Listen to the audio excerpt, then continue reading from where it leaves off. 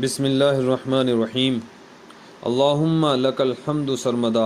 علی حبیبک المصطفیٰ و آلہ و صحبہ ابدا۔ حضرت آمینہ خاتون کی وفات۔ حضور اقدس صلی اللہ تعالی علیہ وآلہ وسلم کی عمر شریف جب 6 برس کی ہو گئی تو آپ کی والدہ ماجدہ آپ کو ساتھ لے کر مدینۃ المنورہ، آپ کے دادا کے ننیحال بنو عدی بن نجار میں رشتہ داروں سے ملاقات یا اپنے شوہر کی قبر کی زیارت کے لیے تشریف لے گئیں۔ حضور صلی اللہ تعالی علیہ وآلہ وسلم کے والد ماجد کی باندی ام ایمن بھی اس سفر میں آپ کے ساتھ تھیں۔ وہاں سے واپسی پر ابوا نامی گاؤں میں حضرت بی بی آمینہ کی وفات ہو گئی اور وہ وہیں مدفون ہوئیں۔ والد ماجد کا سایہ تو ولادت سے پہلے ہی اٹھ چکا تھا، اب والدہ ماجدہ کی آغوش شفقت کا بھی خاتمہ ہو گیا، لیکن حضرت بی بی آمینہ کا یہ در یتیم جس آغوش رحمت میں پرورش پا کر پروان چڑھنے والا ہے، وہ ان سب ظاہری اسباب تربیت سے بے نیاز ہے۔ حضرت بی بی آمینہ کی وفات کے بعد حضرت ام ایمن آپ کو مکہ مکرمہ لائیں اور آپ کے دادا عبد المطلب کے سپرد کیا، اور دادا نے آپ کو اپنی آغوش تربیت میں انتہائی شفقت و محبت کے ساتھ پرورش کیا، اور حضرت ام ایمن آپ کی خدمت کرتی رہیں۔ جب آپ کی عمر شریف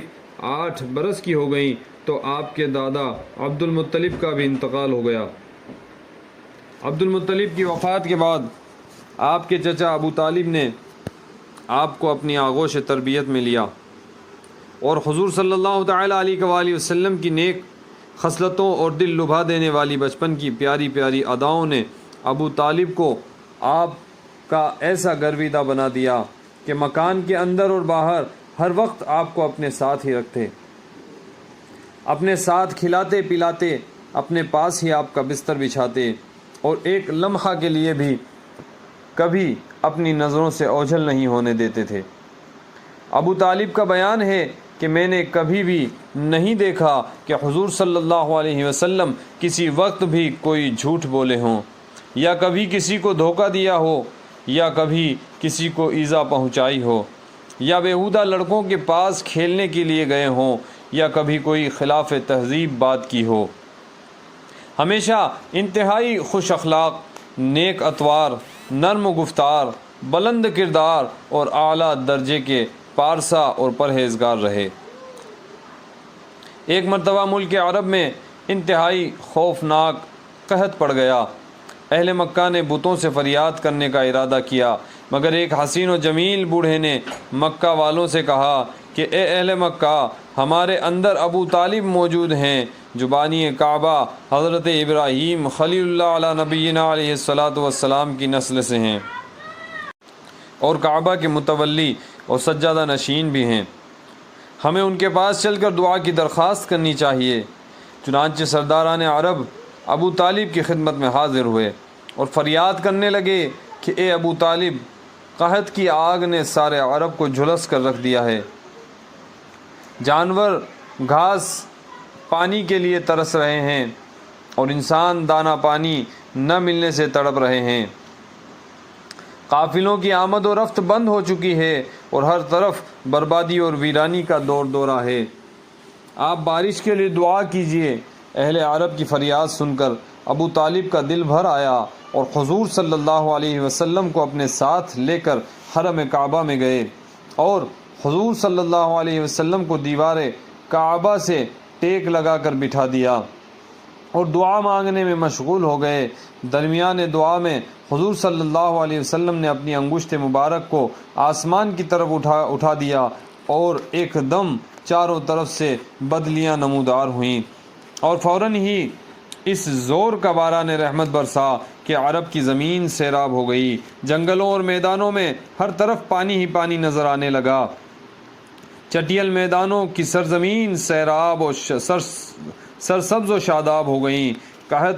دفع ہو گیا اور کال کٹ گیا،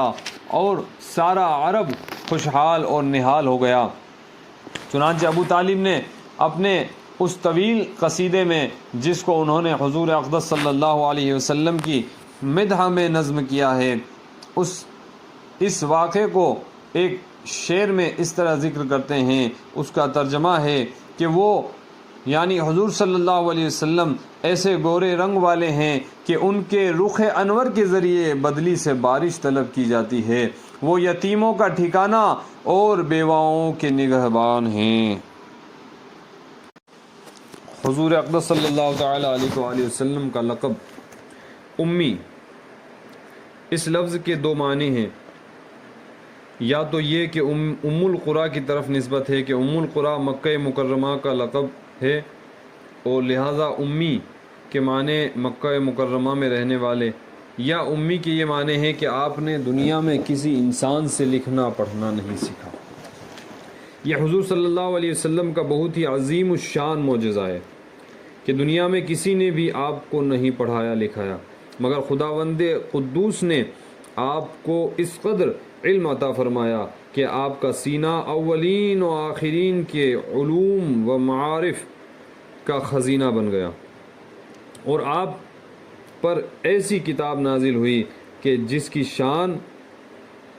تبیانا لکل شیء، ہر چیز کا روشن بیان ہے، کہ جس میں ہر چیز کا روشن بیان ہے۔ حضرت مولانا جامی رحمۃ اللہ تعالی علیہ فرماتے ہیں کہ میرے محبوب صلی اللہ علیہ وسلم نہ کبھی کسی مکتب میں گئے، نہ لکھنا سیکھا، مگر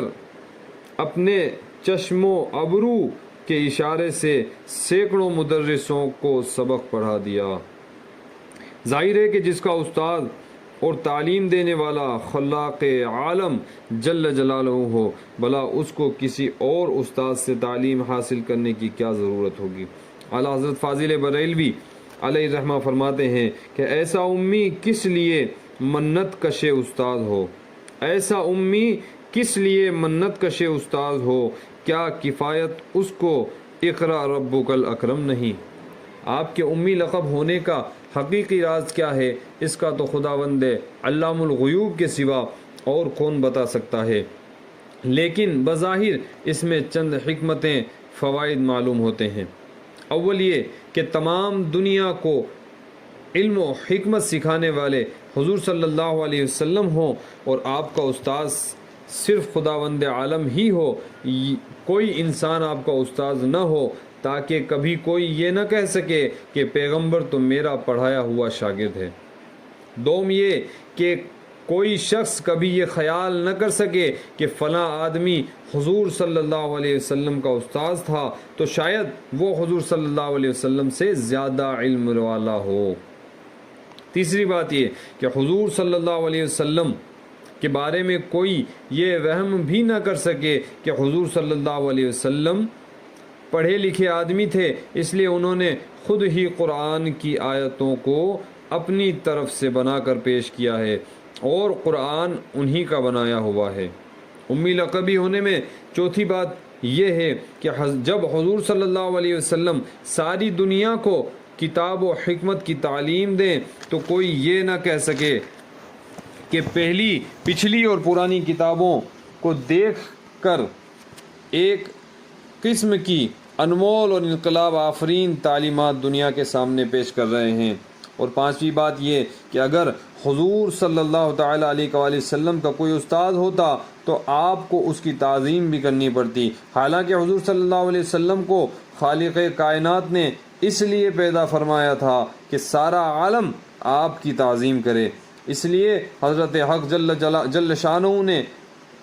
اس بات کو گوارا نہ کیا کہ میرا محبوب کسی کے آگے زانو تلمذ